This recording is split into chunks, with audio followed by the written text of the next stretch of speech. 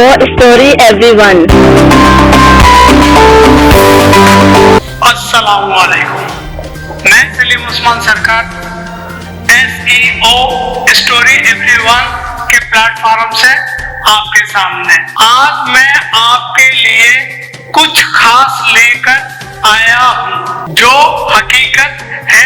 एक माचिस की तीली में सर तो होता है पर दिमाग नहीं होता, इसीलिए जरा सी रगड़ने से भड़क तो उठती है पर अंजाम अपनी ही आग में जलकर खाक हो जाती है।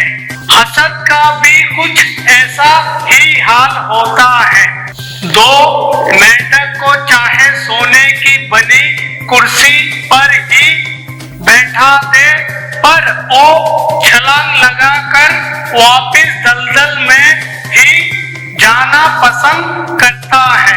बस इसी तरह के कुछ इंसान होते हैं, उनको आप जितनी मर्जी इज्जत अफजाई दे पर उन्होंने अपने सलूक अखलाक अपने बर्ताव से अपने आप को कम तरफ करके ही रहना होता है। तीन जनाजे में शामिल होने के लिए लोग दूसरे मुल्कों से भी आ सकते हैं, जबकि फर्ज नमाज के लिए पास की मस्जिद में भी जाना मुश्किल होता है।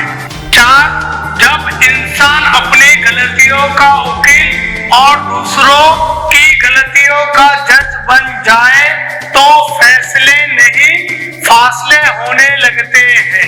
पांच हमें तो मुर्दों को भी सलाम कहने की तालीम दी गई है पर पता नहीं हम में ये अनाजिद अकड़ क्यों आ गई है। जिंदा लोगों को भी सलाम नहीं करते, अगर करते भी है तो मतलब तक। छह सबको खुश रखना ऐसा है जैसे जिंदा मेंढकों को तोलना, एक को बैठाओ तो दूसरा फुदक पड़ता है। इंसान जिस्म या पैसे से नहीं अपने अखलाक से बड़ा होता है।